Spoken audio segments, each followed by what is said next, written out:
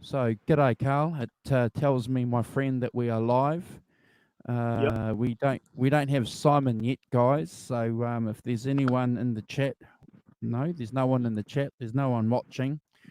So I appreciate you jumping on board. I know that you couldn't do last night because you had a couple of things you had to catch up with.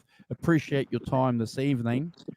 But we'll get the ball rolling and finish our conversation, our chat on these guys. Yeah. Part That two of album. the cream, Yeah. the cream series. Part two Incidentally, meaning. before you get into giving us your analysis and your thoughts on it, what do you think of that cover? Did you I like was the going to talk. cover? I was going to talk about it during the show. Okay. Did you like the cover or not? I love it. Okay. Awesome. So tells me we've got two viewers on there now. I don't know who the two viewers are. The two viewers might be you and me. But I'm a little bit slow getting the chat because I'm not watching the chat on YouTube. So if there's anyone in the chat, we'll get the feedback. But anyway, give us your introduction on Disraeli gears. Oh well, I just think that. Obviously, we talked about fresh cream last week. It gave us an introduction to the band Cream and their unique sound and the sound that we've come to know and love. But talking about their second album, that just shows you they went from strength to strength. I think it's one of the probably top 50 albums of all time, Disraeli Gears. Just starts out with Strange Brew. It gave us our first idea of, or first indication into Eric Clapton's woman tone. He started to branch out, obviously, with the wah wah. I think it's a very confident album. Also, we see some songwriting partnerships appear. Martin Sharp on Tales of Brave Ulysses, Pete Brown again, Felix Paparati in the mix. I think it's their high watermark. I like Fresh Cream. I like Wheels of Fire. I like some of their compilations, but I think this is their masterpiece. Hey, Arvin. Oh, look! I agree with you. I never really seriously studied that album until in my late 20s. I became aware of it when I was around 17 or 18. And again, you and I have spoken at length about, having uncles, lucky enough to have uncles to pull us into some of this music at an early age. And I certainly was lucky enough to have an uncle too, that showed me that album. I know that you want to talk about the cover, but what fascinated me later on. yeah, what fascinated me more about this album, amongst the stack of other albums that were laying there, what was the cover? Was the artwork? That bright artwork drew my eye initially. And I'll be honest, I didn't understand a lot of that album on first 3 or 4 listens. When you're 13, 14, I didn't understand. Yeah. I certainly felt the power, the guitar sound. Certainly felt that. Didn't understand or know anything about the woman tone. Didn't know anything about how important that wah wah was, and the Marshalls. Incidentally, I read an article where Tom Dowd said that he remembers recording that because he was one of the sound engineers. He said, Clapton had a stack of Marshalls in the studio turned up loud. So these guys were recording loud in the studio, Carl. Wow.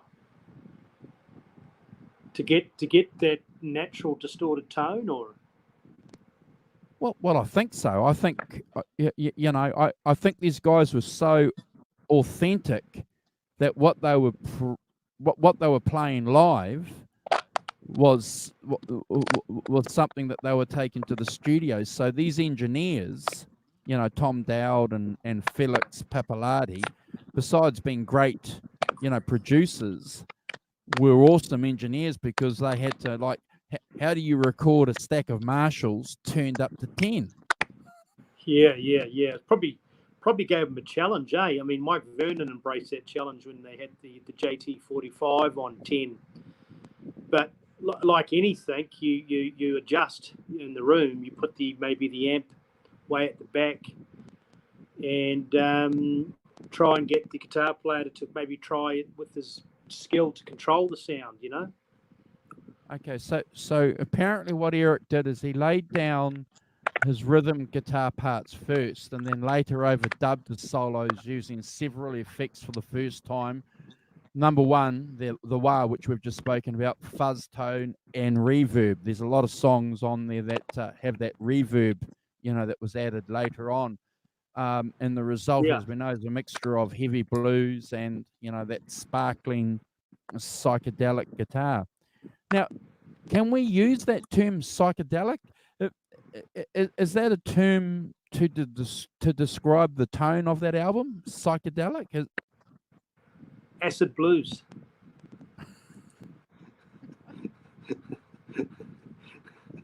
I don't mind it at all. 1967, as we know,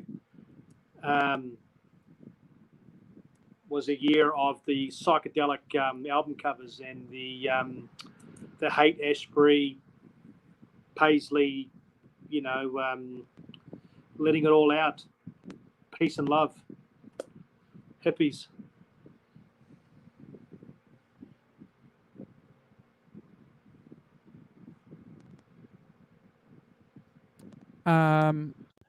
Yeah, I think at the time in the in the 60s, they certainly referred to it as a psychedelic album.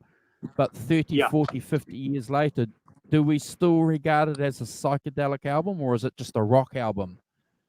Well, it's got here genre, psychedelic rock, blues rock, or acid blues, whatever. I'm going to say it's psychedelic for sure.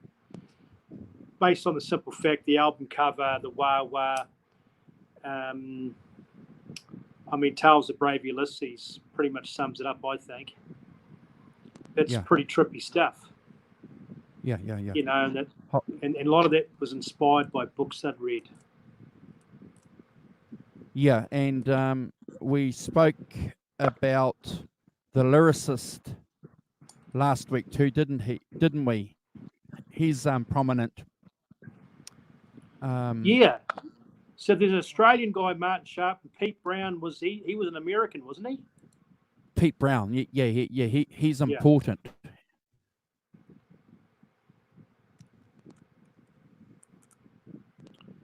Yeah, no, I love that album. It's part of my childhood, for good and bad.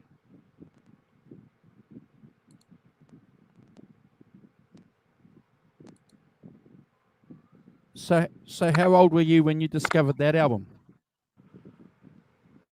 I think someone had the tape in my dad's workshop, and then I bought the album. We were flatting in Hamilton East, and just kids left school, and everyone just played it from side to side. Loved it. It was the most played album. Wow. And I turned on all these people. They just loved it. They just were mesmerised. Like you said before, the power, it took you away, that music. I'm not sure if it's the wah-wah or the lyrics, or I don't know, the silky bass lines, but it's a real party album, eh? Oh, and it just I think so. Really, and it flowed well too. The songs just flowed after each other. Yeah. And so is that the result of Felix Pappalardi's production, or is that something that the band decided? I can't find any information on that, so I'm probably going to put it down to Felix and also Ermit. Was he involved in that production at all? Nah. I would put it down to a lot of them spending lots of time in America, obviously recorded in New York. Eric Clapton at that particular time was getting big time into Albert King. So he was really, like, for example, Strange Brew, the solo, is a direct take on the Albert King song called Oh Pretty Woman. And there's a famous picture of him in the studio with one of those portable turntables with Albert King's album Born Under a Bad Sign. That's correct. So I wonder if people know that Felix Pappalardi and his wife Gail were co-writers on that Strange Brew song. I didn't realize that until only about 10 or 15 years ago. That they were hanging out with these guys, obviously in the studio when they're jamming and offering some lyrics or some kind of chord sequence. I think what you find too is what was going to say? I forgot my train of thought.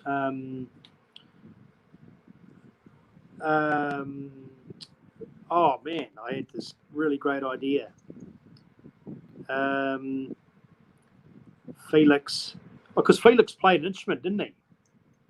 He was a musician as well, and I think he spent time with I think he spent time with Traffic, and he was a bit like a Mike Vernon.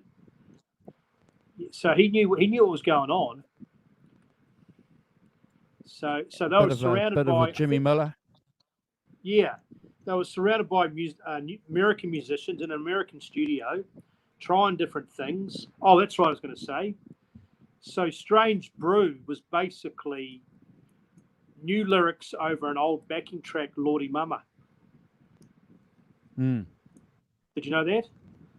So Cream Live 2, they had a studio song called Hey Lordy Mama, which was the original version of Strange Brew. So if you watch the Cream documentary, Lordy Mama's, and Lordy Mama's released on Live Cream, isn't it? Yeah. So they kept the same bass line in the backing track and then just changed the guitar solo in the lyrics. And that's all it took to have a classic song. Because Lordy Mama's a great song, but Strange Brew just took it to another level, didn't it? Yeah.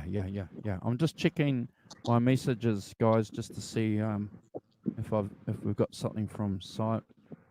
Okay, so Simon's going to be there in 5. All right.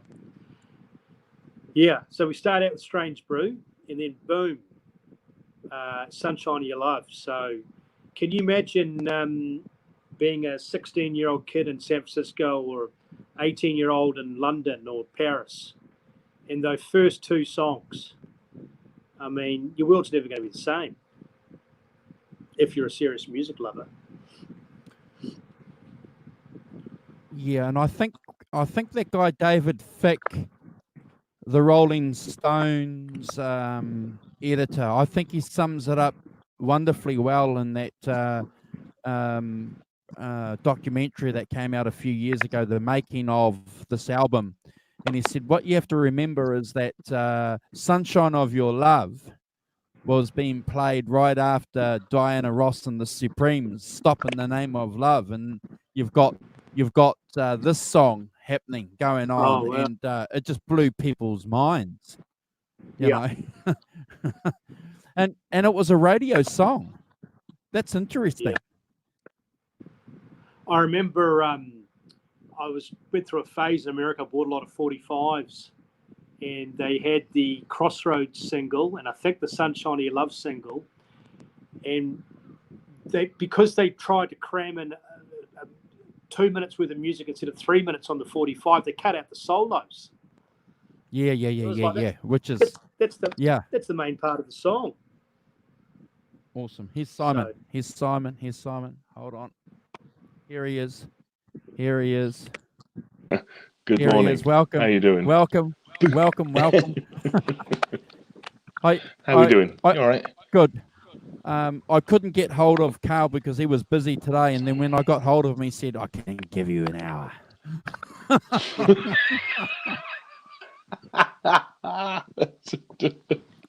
Oh dear. So basically, what we've done is we've just given us each other a bit of a brief introduction on the album.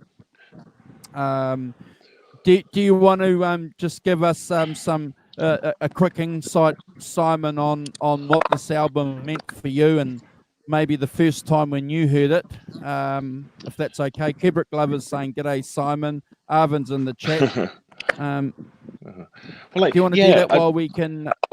Yeah. The other thing that occurred to me was I sort of having a look at what else was happening in 1967 as a kind of context thing, and that, Yeah. I mean, there's obviously like the Doors' first album was released in 1967, which is very cool. And also, in 1967, the Beatles released Strawberry Fields, Penny Lane, Sergeant Pepper's, and Yellow Submarine. Yeah. A quiet year for the Beatles, one would say. I think that's an astonishing thing, that they released all of that, in less than a year. Other things, and I think that obviously the Summer of Love, is going on. 67, Monterey is going on. With obviously the Doors and Country Joe and the Fish and all that. I think it's obviously a massively creative period. Entering the psychedelic era. With all of that, and I think that obviously they are. Disraeli Gears is a much more psychedelic album than Fresh Cream. Much more psychedelic. Much less overtly blues, if you like. There's not so much overt blues on it. There's more, acid things blues. like sometimes, acid blues and stuff like that. And you bring up a good point, because I think Jimi Hendrix's first album was late '66. That's right, 63 and 66, and obviously Fresh Cream. So Cream's answer to Axis Boulder's Love was Disraeli Gears with those amazing album covers. Yeah. Because Jimi Hendrix's first album was pretty conservative. It was just three guys with a black background. And all of a sudden, Axis Boulder's Love looked like someone, got a whole bunch of different coloured crayons and went crazy. And by extension, we mentioned it earlier a little bit in the chat earlier, Simon. We mentioned the sound of the album, the wah-wah, the reverb that was added later on. So that goes as much to adding to that psychedelia that was dominant during that period. And by extension, the wah-wah. Who had the wah-wah first, Hendrix or Clapton? Who was using the wah first? Well, the wah-wah wasn't used at all in Fresh Cream, and I'm going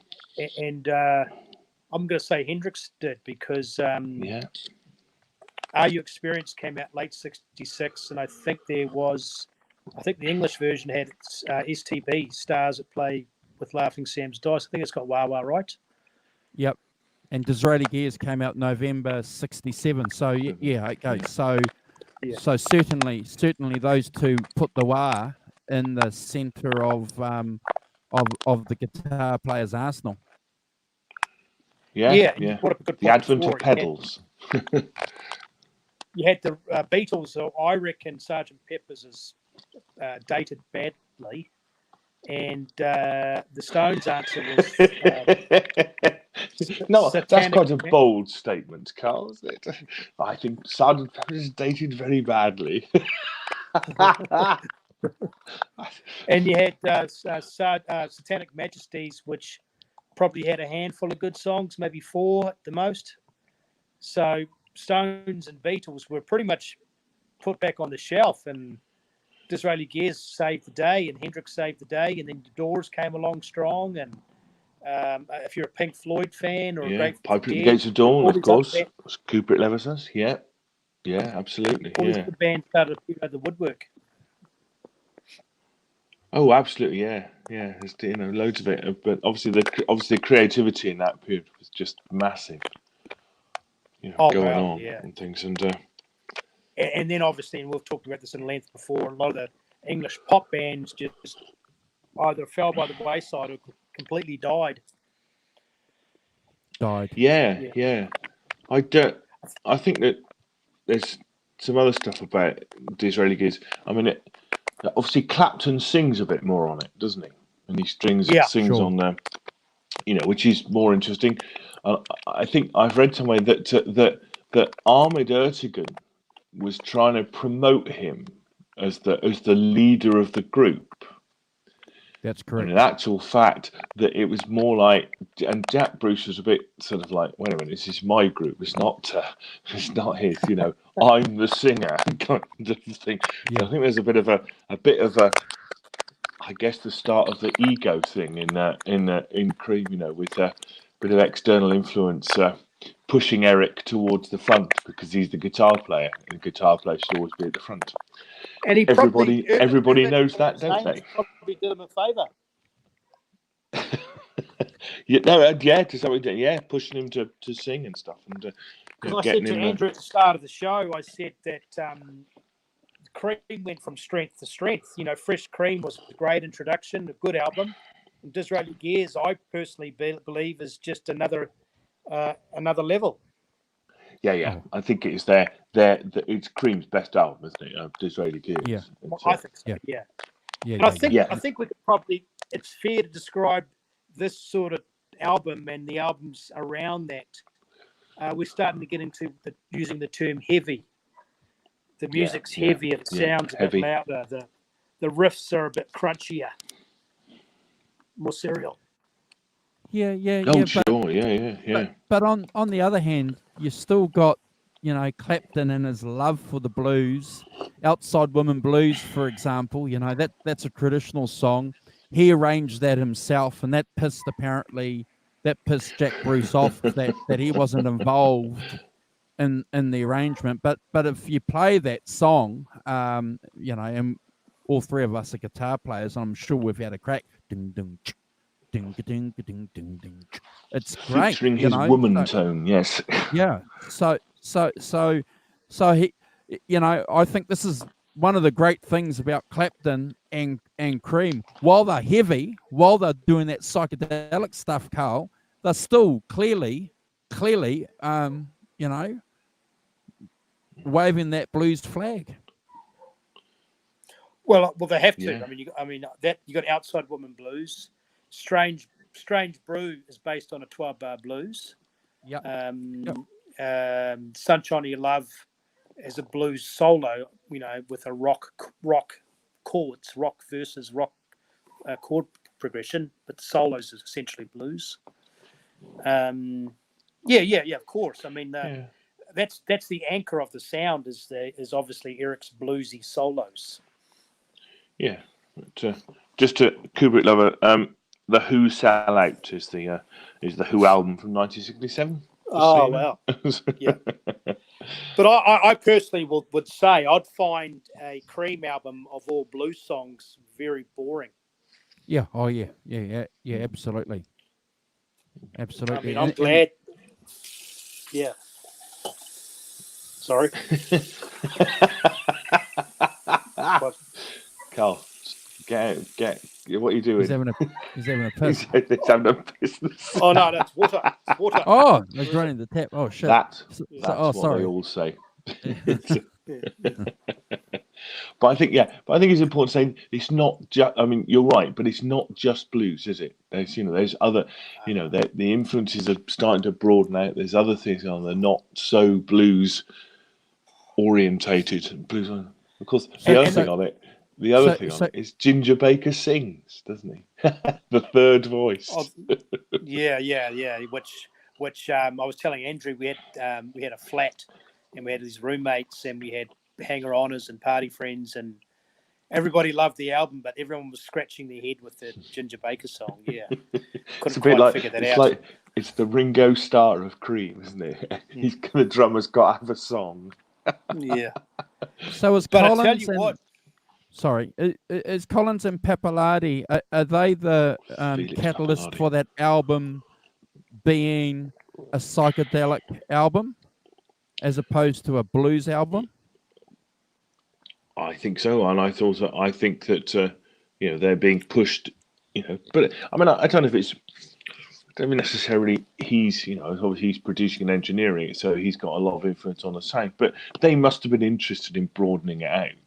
Sure. like I said to Andrew, they're in America, they're in New York, they're hanging out in San Francisco. Completely.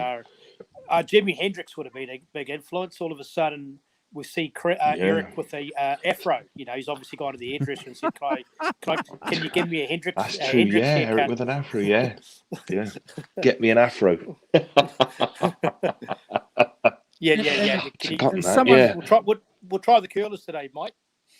And someone mentioned in the chat about Jefferson Airplane. So how important was Jefferson Airplane with that album? What that.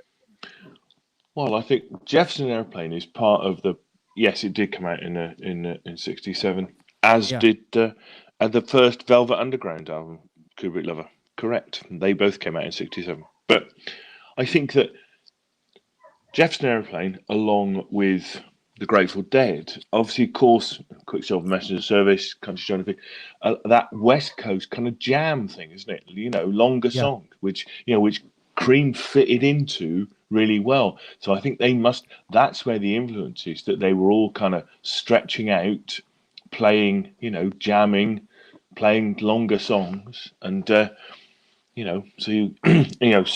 a lot and things like that. And they're all doing that, aren't they? I mean, the Grateful Dead are famous for it throughout their career.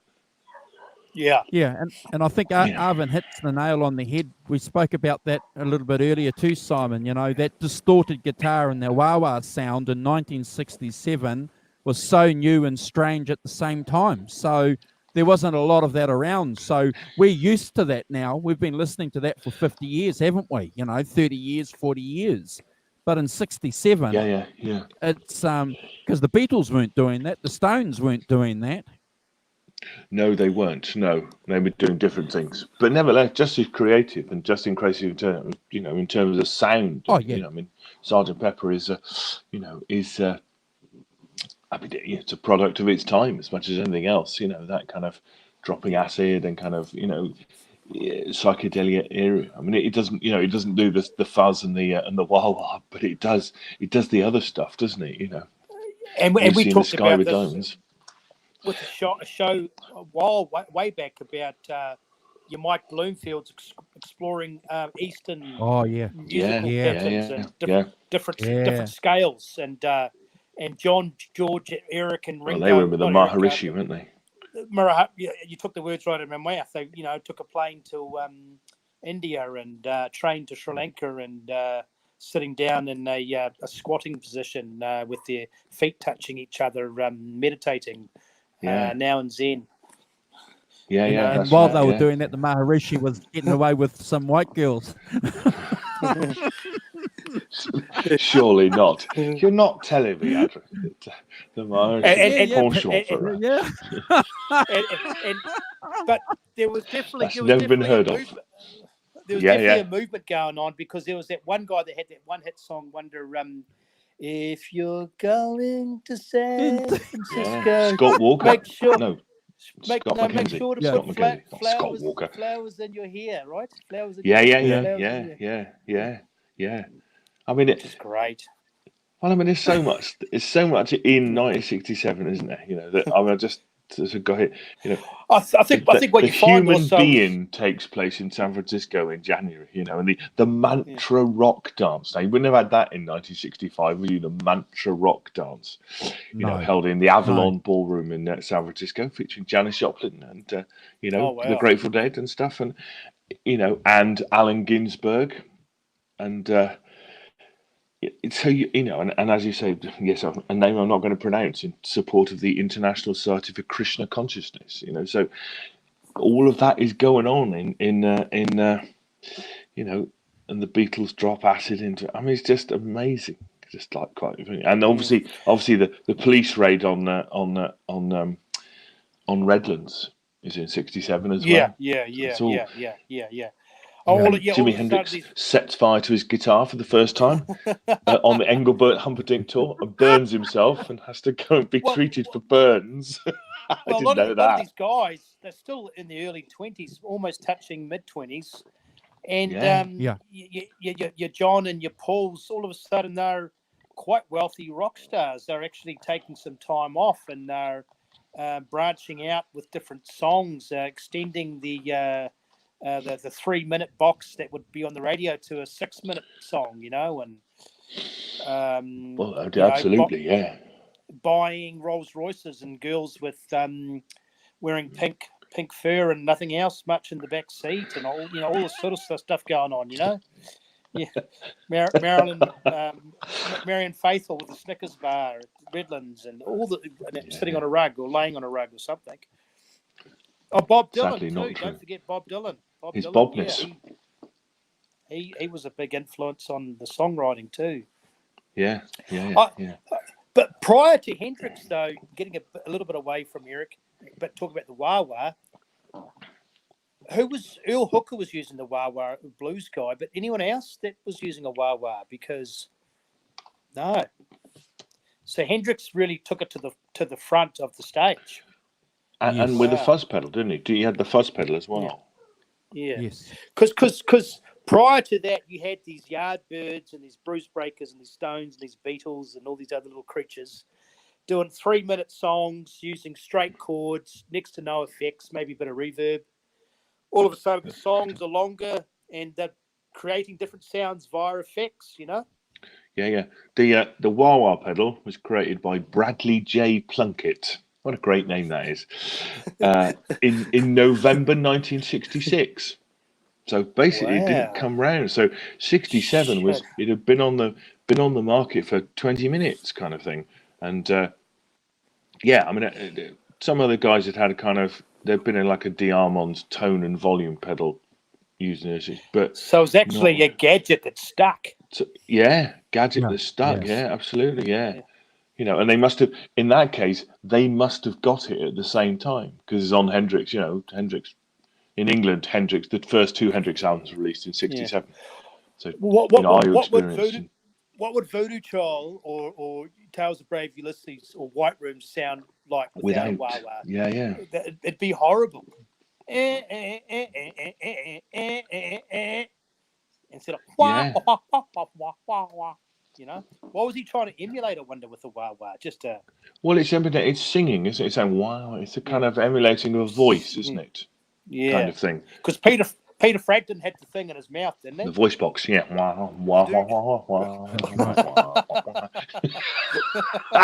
Makes you sound like a pub singer, doesn't it?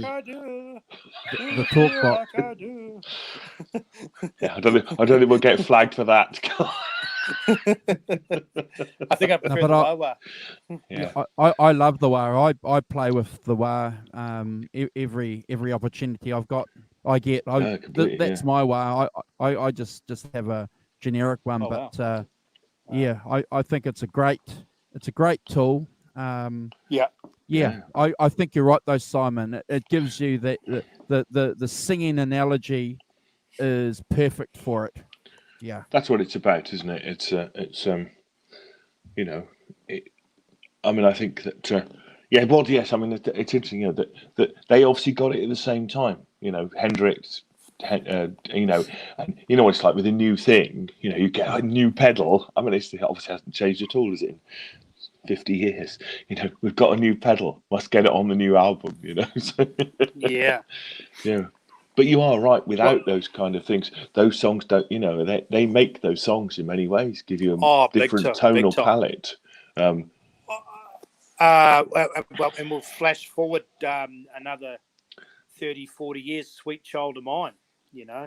Yes, absolutely. That's wah-wah, right? I think so. Yeah. Yeah. Go Wow, on. yeah. But I think that it must be the Wild Wild pedal must be one of the. There can't have been many pedals before it, can there? In that kind of expanding it. There's a bit of the fuzz thing, the one that Keith Because Richards used for Satisfaction is a bit before That's correct. isn't it? Yeah. But obviously there wasn't much, was there? Because people weren't, the blues guys clean. the blues guys basically, because they had no money, got these amazing sounds out of these overdriven amps with torn speakers. And then the Lick Ray and the surf guitar guys really loved the tremolo and the reverb, and and then I think Hendrix and Eric and Hendrix would have been listening to a lot of that. I think those old dirty lowdown blues guys and the surf guitar, and then it's just a combination of all these different sounds. Yeah, completely. Good point. Yeah. I think that it is part that 67 kind of creativity, summer that it's not surprising that sort of pedal comes along, makes an impact, and gives people a different tonal palette, as I said just now. Well, it was incorporate a into their match. songs. Perfect. Yeah. And the fuzz. It basically put a capital P in psychedelia, didn't it? The wah wah. I mean, because it's very trippy, isn't it? Yeah. Woozy and swampy. Yeah. Sorry, that's my version of trippy. Sounds like somebody with their head falling off. Yeah. So that Dance the Night Away certainly is one of the anthems of psychedelia, isn't it? Yeah. Oh yeah. Completely. Yeah. Oh wow. Yeah. And it goes to show you once again the amazing vocals of what's his name, Jack Bruce. So Clapton's playing a 12-string Rickenbacker on that song, apparently. Yeah, that's right. It's just a Birds influence, isn't it? Yeah, because I like the Birds. Yes. Yeah. Yes, to give you that distinctive, that twang sound at the start, eh? Yeah, that chimey. So beautiful. Interesting how you're talking about you've got the surf guitar guys being influences. You've got Dick Dale. You've got the black Chicago blue guys being influences, and then you've got the Birds, which on the West Coast. Is that correct? West Coast dudes. Yeah. Being influences as well. Yeah. So certainly not scared to take all these ingredients and produce a record. Certainly weren't scared, were they? No. Well, I think it's the advantage of youth, isn't it? With youth, you haven't got any barriers. It's like, and as we've discussed, the '60s such a creative period and an artistic growth period for everybody. Everybody's looking to do something different. The next album's going to be different. It's going to have whatever, and obviously the Beatles are in the forefront of that. But but everybody's doing it. And Cream are no different. Eric is obviously growing from being in John Mayall's Blues Breakers, in '66. It's amazing, isn't it? Like a year later, he's making Disraeli Gears. Oh, it's in terms of an astonishing kind of growth, and taking and obviously I'm not suggesting that Jack Bruce and Judy Wigg don't have a part, because they're obviously involved in it massively. Pete Brown, is the lyricist. Oh yeah, combination, lots of things. The Cream being in America, all these other talented guys, producers and poets hanging around, artists, Martin Sharp, all this colour, all this light, all this extra paraphernalia. The fashion changed. I mean, Eric just morphs into just all these different characters, doesn't he? One minute he's got a handlebar moustache with some aviators. The next day the moustache is gone, and then he's got some long hair. And he's wearing a cowboy hat, and he's clean shaven, and then he's all got just all over the show. He's wearing a beanie. Just everything. Just brilliant, yeah. No, and really interesting to see that Pet Sounds. Well, it absolutely it's a competitive edge, that isn't it? The Pet Sounds, Pet Sounds is first, and then McCartney is that, and it's like there is a competitive edge to this, upping the game each time. Just a couple of things from Kubrick Lover. You're right. Miles Davis did use did use a wah wah on his. I think he used a wah wah on his trumpet for Bitches Brew. And Arvin, you are right that it's a trumpet mute thing, isn't it? Wow. Yes. It emulates that for a guitar. That's what it does. True. Of course it does. Yeah, I was a bit voicey as well, but So it's the almost voice box like came afterwards. the wah wah's a bit jazzy in some ways.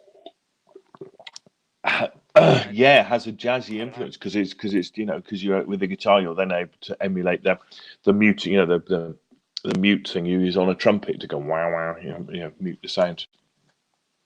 Which is it's that's a good point. That's a good point, Simon. Bitches Brew and In a Silent Way were certainly albums that Miles Davis recorded using guitarists' techniques and technology. So again, a guy, we've lost Carl. Probably someone's trying to call him. So in a weird kind of way, guitarists at that time in the late 1960s were influencing one of the great jazz giants, and he wasn't scared himself to take that and no, not a apply chance. it to his trumpet playing. What a No, legend. indeed not. And actually, to start to cross over into that sort of rock market kind of thing is absolutely what he was about. Could see that that was an audience, away from the jazz audience. And Masterstroke. It's the moving on, isn't it? The experimentation, the opening up of one's palette, what one is doing. It's not just keeping to the sort of 50s bebop stuff. It's being able to go, oh, look, there's a whole range of things. I can electrify myself now, and I can, add in effects, and I can have, a electric bass and electric drummer, and, Herbie Hancock, and, fantastic experimental. But, as we said before, the famous Frank Zappa thing about, people just release things, Miles Davis could just release Bitches Brew. He could release these records, and people just said fine, great, and went for it, went for it. And I think that's really interesting, and not something you'd necessarily, you might get it now because people would release it itself, but not mainstream. It was on CBS, for goodness sake, Yeah, I love that quote amazing. where Miles Davis says something like to the effect, "I invented psychedelia." It was my music that inspired these guys to do psychedelia. So here's John Smith, who's come back. So Miles recreating history from Jordan Miles. Let's roll with that. Somebody call you. Where you're main to the market somehow. Yes, when someone calls, that switches off the volume. Yeah. Yeah, we heard everything. You got that hot date. You're right. You got that hot date tonight, eh?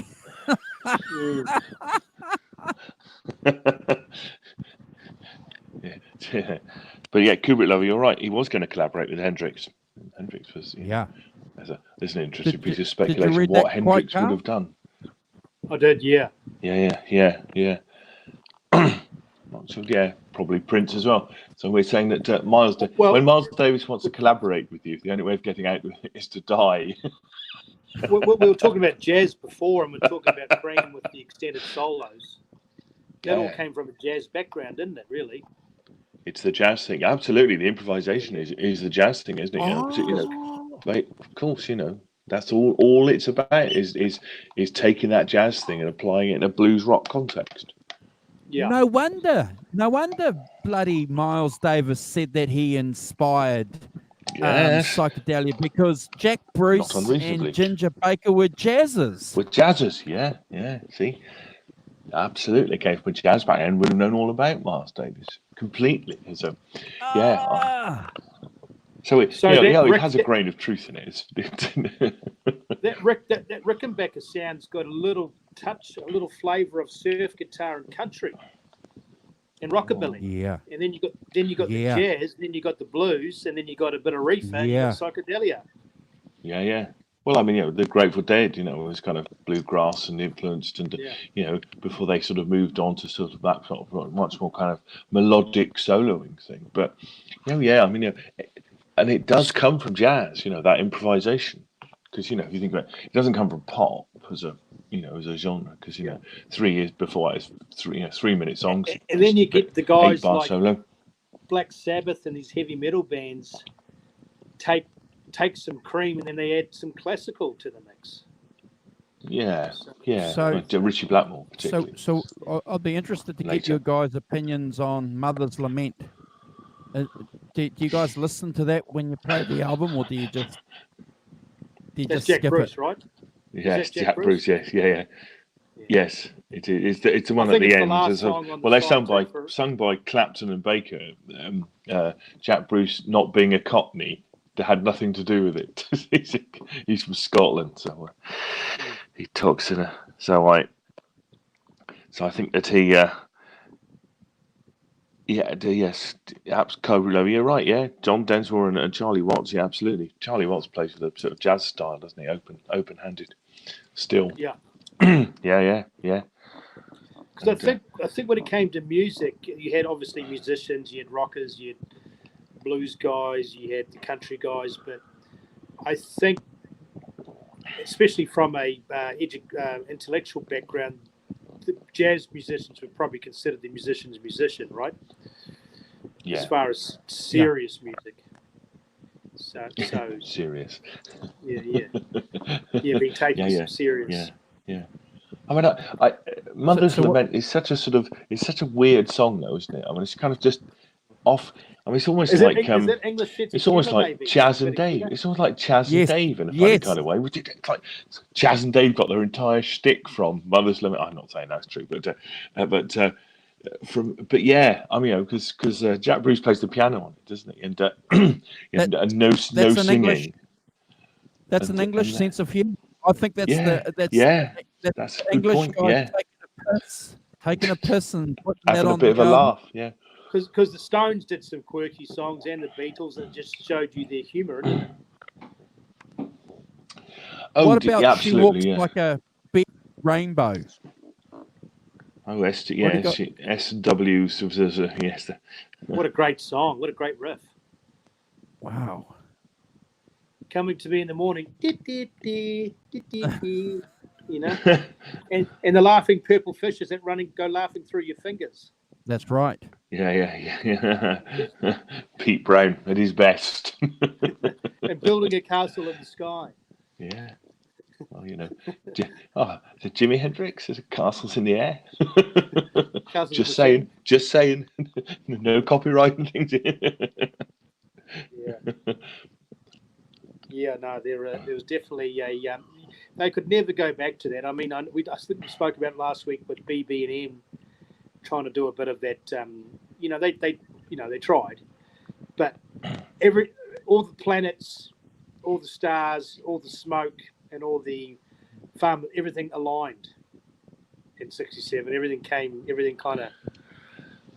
Yeah, and I guess for lots of people.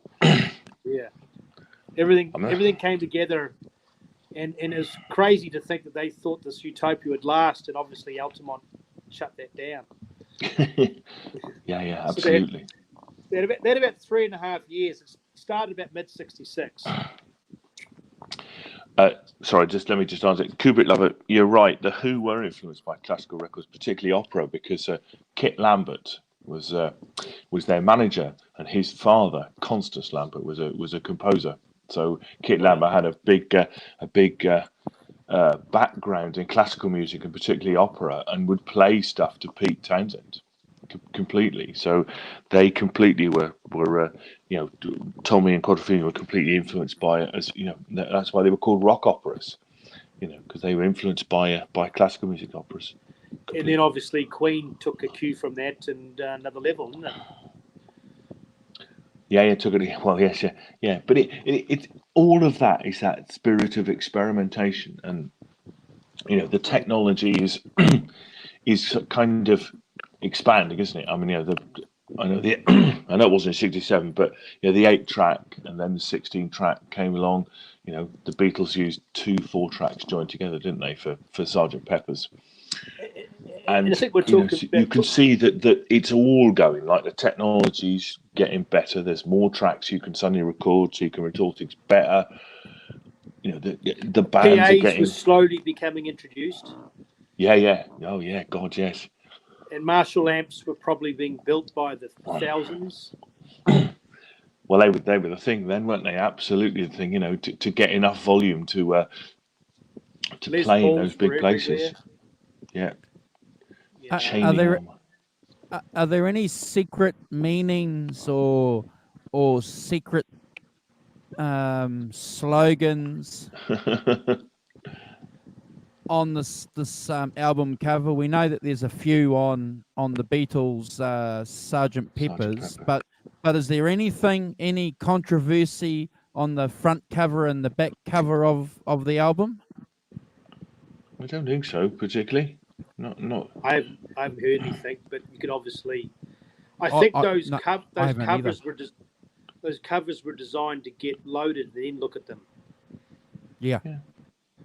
I think again they're just you know they're a product of the sort of psychedelic era and what you know the guy Martin Sharp, he's an Australian artist, Martin Sharp, you know, and he lived in the same. So he's doing that. He's coming from the same kind of artistic point as they are, I would guess. You know that's what's going on in the art world as well. You know, Peter Blake and stuff like that. You know, psychedelic art, Andy Warhol, all sorts of things are going on, and the art world, in many ways, is reflecting the the rock world. You know, Yeah, because you had, love for it. example, like you were saying, you had the music changing, you had different effects, you had the fashion. Look at all the clothes they're wearing on that cover. And then you had the poets being introduced to songwriting. Yeah, you know, beat poets, Allen Ginsberg and all that, and I mean, I just think it's that the creative period is not confined to music. It's literally certainly joined to the fashion thing. You know, as you say, Carl, the clothes, the haircuts, the youth, the youth fashion, the youth free movement concerts, that's going on, free concerts, the jamming, drugs. Let's not forget, and the art world is reflecting that. As I say, Peter Blake, and because it was just a magical time, it could never sustain itself. Because no, it was always going to splinter, wasn't it? How long can the solo go? How long can the free concert go on for? How long can you not work? You know, you got to eventually get back to the 8 to 5. The free love, free peace, free air, free this, free that. Doesn't quite. It's a utopia that was doomed to fail. Yeah, it was a great attempt. It was a great attempt. No, completely. Yeah, yes. It was a castle in the air, though, wasn't it? Someone's got to go back to work. Someone's got to deliver a baby. Not everyone's going to work. Well, yes, and not everyone's going to get to work in the the art world, are they? Is what I was going to say. Yes, sadly not. Go back to work in the shop. He's still there. Concert. He's still there. Right. Concert went on for 3 weeks. He's still there. Beings, well, it's it's a 67 Michelangelo's Antonio's Blow Up. That's right. Yeah, Jimmy Page. Yes, didn't they play in it? I seem to remember. Out of curiosity, the Yardbirds play in it. Blow Up. Yeah. No, I'm not sure. Yeah. Getting back to Queen real quickly, who was Brian May influenced by? Clapton or Page? Page. Was it Page? Was it? Okay. Yep, Page. He doesn't talk about Clapton at all. Oh wow. Okay. Yeah. All right. That answered that question. Yeah. Just on that, if you've ever listened to the the vocal tracks from Bohemian Rhapsody. No. If you've never listened to them on YouTube. When you like Bohemian Rhapsody, it doesn't matter. Remember, that's all in the analog age, so you have to do them all. Oh, you have to do that. You have to sing every single part, and he's like, there are 4 parts and 3 voices on each part, so you've got to sing them all. Yeah, and it is an astonishing astonishing feat of vocal, in tune. You go to, it blows me away. But I'm not a huge Queen fan myself. Never find good, but I like but to hear that and know that this is not copying pasting, this is not mucking about. This is somebody has to go No on this studio thing. effects. He's got to work out what to do, and then he's got to go and sit down in a booth and sing it, and he's got to sing it again and again, and then he's got to go and he's got another part. He's got to sing that and sing, and unbelievable. Somebody's got to sing. I don't know. It's not all Freddie, but they are on YouTube as tracks on their own, and it's astonishing when you consider it's an analog process to do it. Amazing. Yeah. Yes, it's a. No. Well, those musicians we know, not only do they have talent, Yes. they work. Not only their songs ingrained and etched, not only in our mind, but in the musical library of eternity. But they earned every cent, some of those guys. Yeah. And I think so. Yeah. And incredibly fragile individuals. I've read a few books where they talk about Freddie Mercury, and the latest movie that came out a couple of years ago captures it very well. Just a very fragile, delicate guy. Yeah. And opening themselves up as musicians, as lyricists, as singers, giving us all this music, and then hoping that we're going to like it, and at the same time being exposed and not liking to do it, but having to do it because that's what they are. They're artists. That contradiction, that dichotomy. Wow. Yeah. Thinking of yourself, do you not think that thing from 60 is you can now think of yourself as an artist? Yeah. You're an artist. You're not just a pop musician. You're now an artist. Good point. That kind of mental change between the Beatles, classic, 63, they're a pop band, boy band. Yeah. In 67, they're an art band. They're doing art. And creating art. And I think that can't be overestimated. The attitude, the change in the mentality, the way you look at what you do. So, Simon, that gives these guys who are perhaps fragile the confidence, the confidence and the support maybe to get out there and give us this music, these lyrics, this.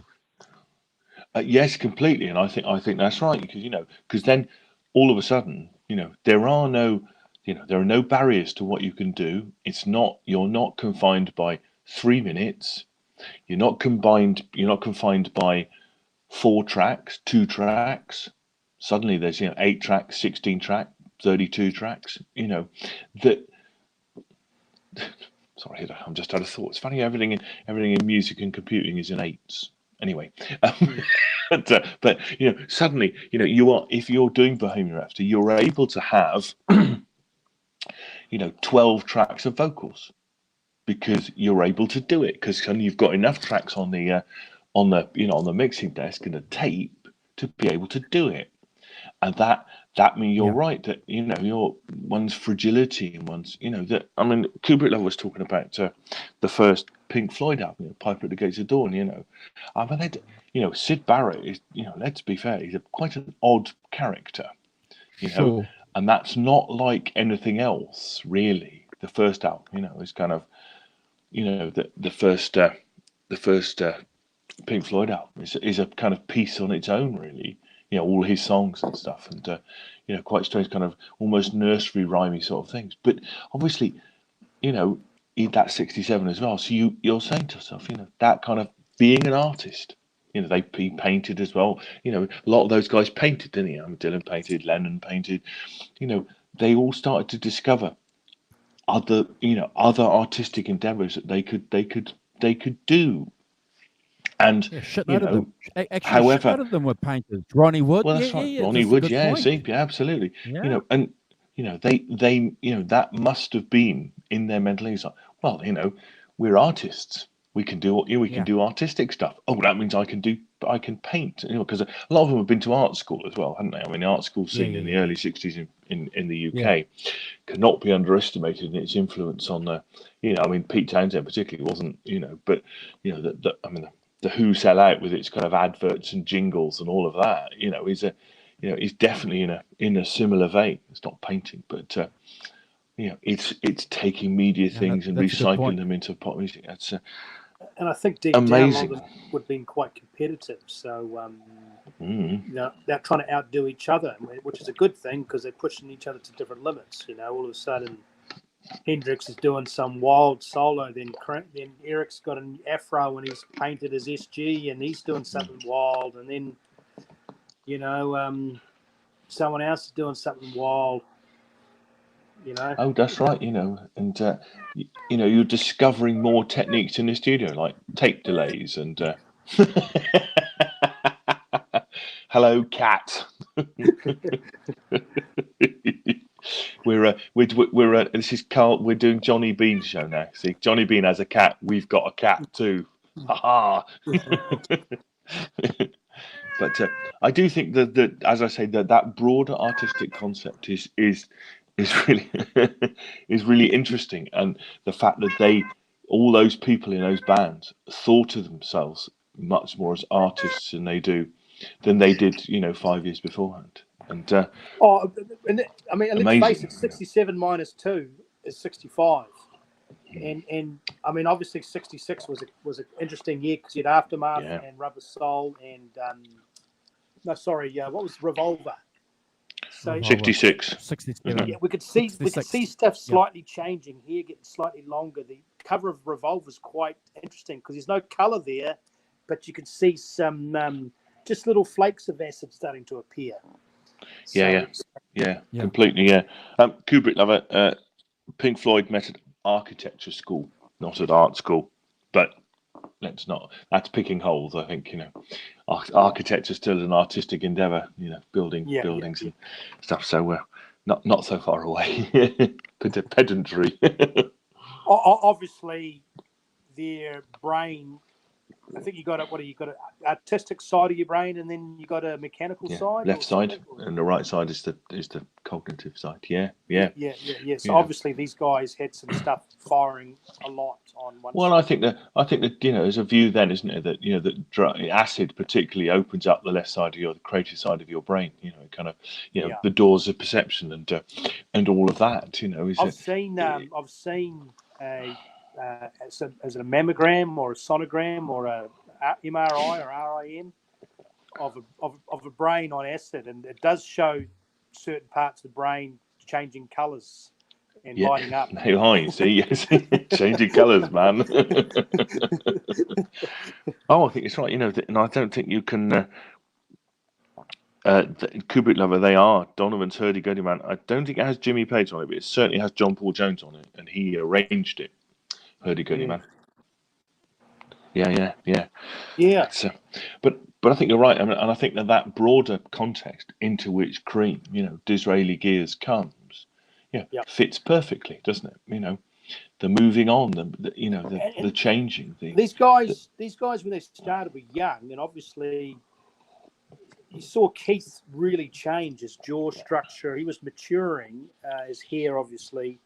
When he first started, he was a pocky-faced, kid, and then all of a sudden, 67, he starts to get, a lot of these guys are growing into men, Yeah. Obviously, young men when they started, not boys, but Well, they're in their mid-20s, aren't they? They're in their mid-20s. Yeah. They're kind of, they've done 5 years of it and stuff. As I say, they've done 5 years of it, 4 or 5, and they're, the Beatles stopped touring so that they can work in the studio because, they realise that, that's where they want to be because, they can see the possibilities, and Well, you had as a counterculture, protesting the Vietnam War. Yeah. You had the Black Liberation Movement, Black Panthers, and you had JFK. Obviously that going on. A change of leadership in America, Democrat rule. Oh, you're planes. not like interestingly, the interracial marriage is legal throughout the United States. That was 1967. Wow. Those sorts of things, you know. Yeah, so yeah, 67. And the homosexual movement, I imagine, was probably not as Oh, was kept it in the dark as much. Harvey Milk? Yeah, maybe not so much, but you know, it's and the start of Apollo 1 is in 1960. Yeah, the one that blew up is in 1967. Yeah. As well. So yeah, you're right. I mean, well, there's that. You know, there's another thing. You know, I mean, the space missions. You know, the Apollo starts in 1967, which is the go to the moon. You know, which is a massive kind of creative, creative kind of engineering, endeavor, electronics endeavor to go. Oh, just on the subject of being the, is it Apollo 13 where they have Houston? We have a problem. Well, yeah. When everyone, all the electronics, they go and talk to the guy when that's happening. They go and talk to the guy, the sort of head of electronics at NASA, and say, "What do we do?" And he basically says, "Well, you have to turn it all off and then turn it all back on, right?" Yeah, because he knows about it. The interesting thing about it is he's 25. Wow. The head of electronics at NASA is 25. He's not 45. He hasn't got 25 years experience in electronics. No, he's 25 years old. That's, to me, it's amazing, that these young guys, and that's, I'm as full of admiration for the NASA, that creativity that gets a man to the moon is a massive piece of engineering creativity, in the same way. And I'm not saying it took a lot of acid, but I feel like it's the same kind of creative zeitgeist that's in, it's in all of those things. Not just in music. What's a zeitgeist? I mean, just sort of a spirit of the day, spirit of the time. Oh wow! Okay, yep. I've heard of the poltergeist. What's that to movie? That's a spirit of your home, not. Oh, sorry. Not of the times. It's not quite the same thing, Carl. It's a bit lower level and a bit more malevolent, but. All right. No, you're right. No, there's a lot of stuff happening. People flying to the moon, musicians trying to fly to the moon, Keith Moon, Dark Side of the Moon, Yeah.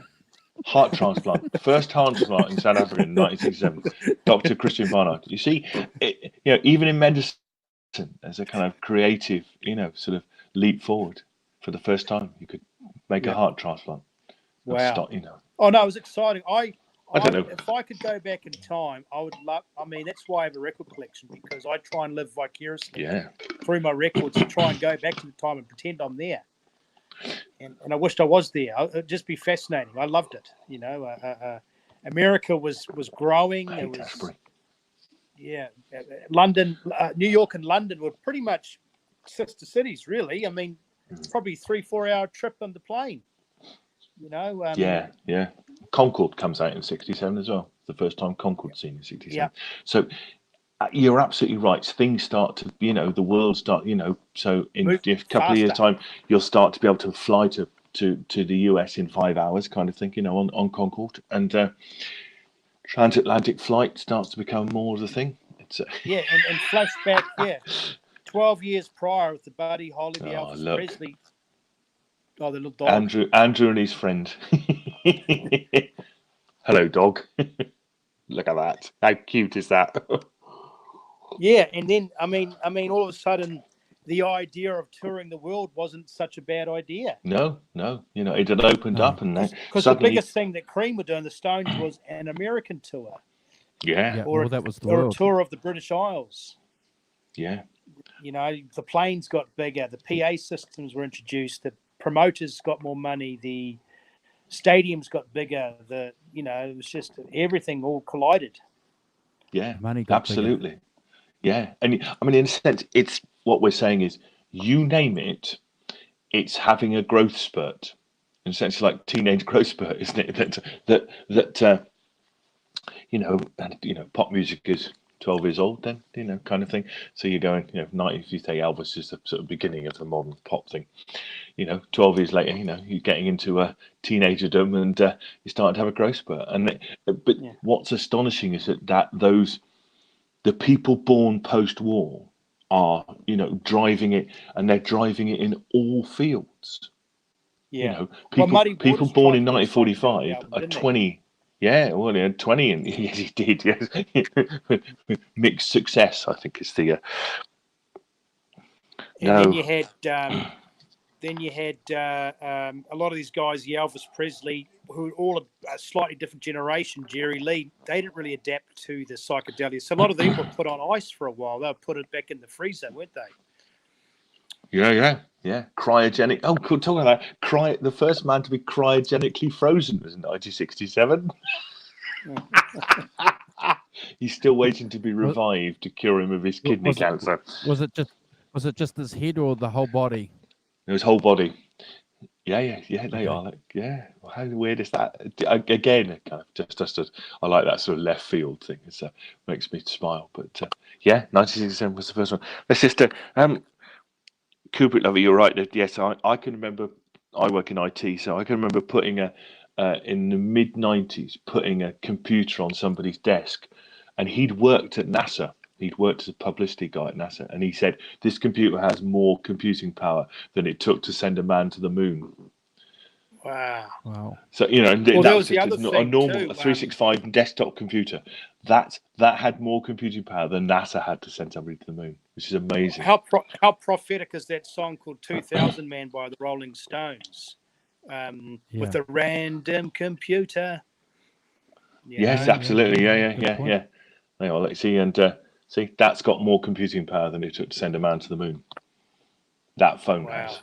Yeah. Which is just, it's those kinds of things that you see, but it's all stuff, they sent a man to the moon with, ticker tape and, and all of that, still managed to do it. All those calculations done by sort of hand and all of, more or less, and solder and, solder, as they say in America. That's just, I think Kubrick made a good point, absolutely, that in those days, mystique was everything, wasn't it? Lots of bands, you didn't know what they looked like.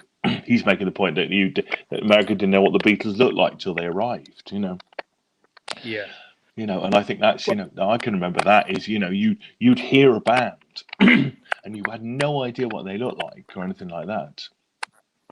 And I've said it before, it extends to, there's a well-respected journalist in the UK called David Hepworth, and when he grew up in Yorkshire, and he said for about a year he thought Bob Dylan was called Bob Dylan, Dylan. So he said him and all his mates, they pronounced it Bob Dylan because they never heard his name mentioned. Never heard him talked about. They just thought that's how you pronounced it. Yep. Which is just such a good example of Walt Disney's being frozen. That's funny. Yeah. And you had obviously you mentioned the American TV shows coming into play, and the Cream and Disraeli Gears, and what an exciting time. James Bond. Color TV. Yeah, you're right. Technology and James Bond. The kind of massive creativity that's going on, as you say, not confined to music, but film, art, science. Technology, they're all... You mentioned architecture and homes, and they still look good to this day, those 60s Art Deco sort of homes. And no, I just think it's a fascinating period. I think Disraeli Gears is, top 50 albums of all time. Me personally, I think it's just... It's in my top 10. It just flows really nice. When did you guys first hear it? 16 or 17. Which is when, Carl? Sorry, I don't know how old you are. Late 70s? Mid-90s. Oh, mid-90s. Yeah. Yeah. You played it so much that they hid the tape. What about you, Andrew? When did you first hear it? Same thing? Going back? No, a little bit earlier in the 80s, but like I said earlier, Simon, I didn't get the album. I was lucky enough to have an uncle have a lot of these albums, these cool albums. And what drew my attention to this album was the cover. So I remember dropping that down and hearing it and just hearing the power of the guitars because, that's what I was into. But I didn't understand it. It wasn't until No. later on, you know. Do you get it? Yeah. Yeah. I think my uncle introduced me to it because my uncle was about 10 years older than me. So Wow. yeah, somewhere maybe a bit less than that. But he he introduced me to that, and he bought me some albums. He didn't buy me Disraeli Gears, but he did buy me Quicksilver Messenger Service, which is a West Coast band, like. And he also bought me an album called Legion Leaf by Fairport Convention, which might have come out it's a bit later. But so he kind of introduced me. He worked for Jack Bruce for a bit, kind of. Oh wow. Yeah, in the late 80s, early 90s, I think.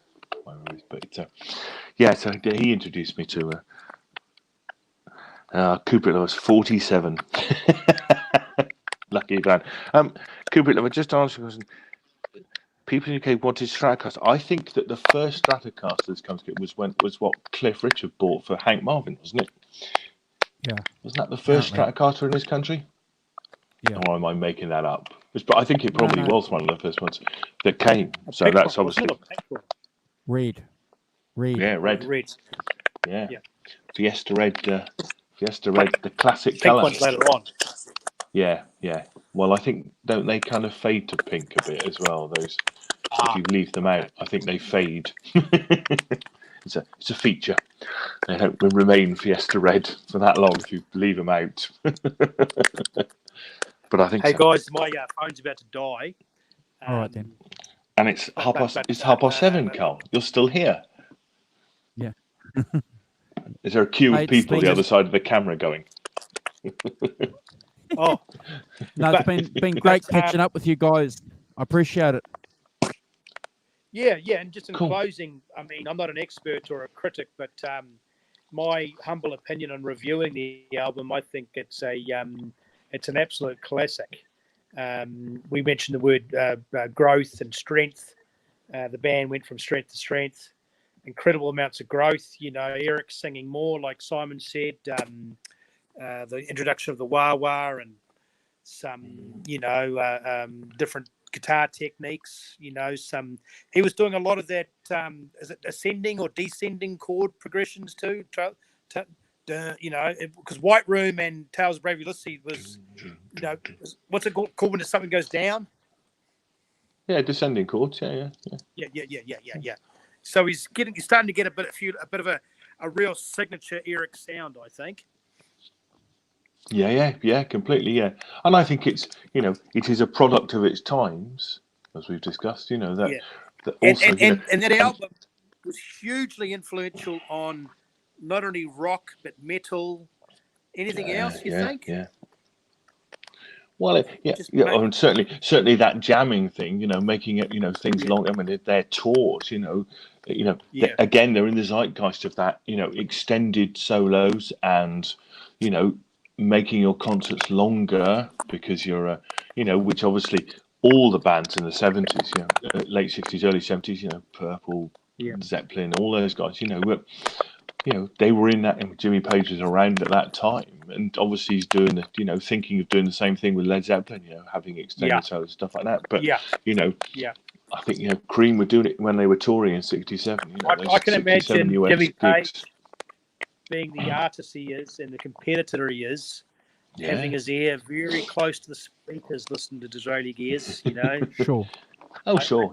Well, it comes from the same blues. There's a lot of it's from the same blues, not all of it, but but Eric expanding it out, Yeah. What's Eric doing?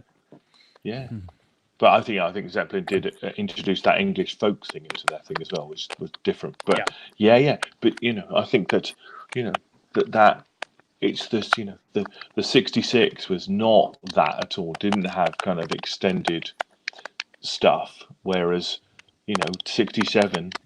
Those bands like Grateful Dead, Quicksilver, and Creep, and they're all extended solos. They're all everyone gets a solo. The drummers get a solo. Bass players, everyone gets a solo. And I imagine everyone's pretty much drained by the end of the show. You've got the the fans attending a 4-hour show, Eric doing a 45-minute solo, Ginger Breaker doing Toad or whatever it is. Toad, yeah, Toad. Everyone's worn out. Yeah, well, completely, yes.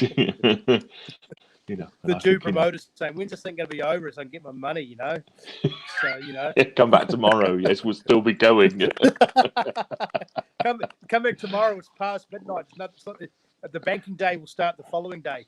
Yeah. Well, Yeah. famously, the Grateful Dead played for about 4 or 5 hours, didn't they, in their height? They used to go forever. God, talk about your money's worth. Yeah, I'll get you. Oh, your money's worth, all right. Absolutely, yeah. But, so what time are you back, love? Oh, about 10. You're back at 4. Thursday. Here's the hearing. Late for work again. Where you been at a Cream concert? Yep. Yeah. It's just finished. 30 minutes ago. Oh, dear. Awesome. Yeah. All right, fantastic. Look at that. What a fun time that would have been, right? Yeah. Well, catching a James Bond matinee in the afternoon, seeing a Cream show that night, going to the nightclub later on to talk to Hendrix, and then go shopping on Carnaby Street for an afro wig, and just wow. Hey guys, I gotta go. I gotta go. I gotta take my dog out. Yeah, that's what the dog's doing. Come on, never mind that. Yeah. Come on, it's time to go. All right. Good to see you guys. See you next Monday. Yeah. Next Monday. Great. All right. Wheels of fire. All right. Catch ya. Awesome. Take care. Look forward to it. And cheers, bye guys. everyone in the chat. Kubrick, Lover and Arvin. Thank you very much. Take care. Guys, have a good week. See ya.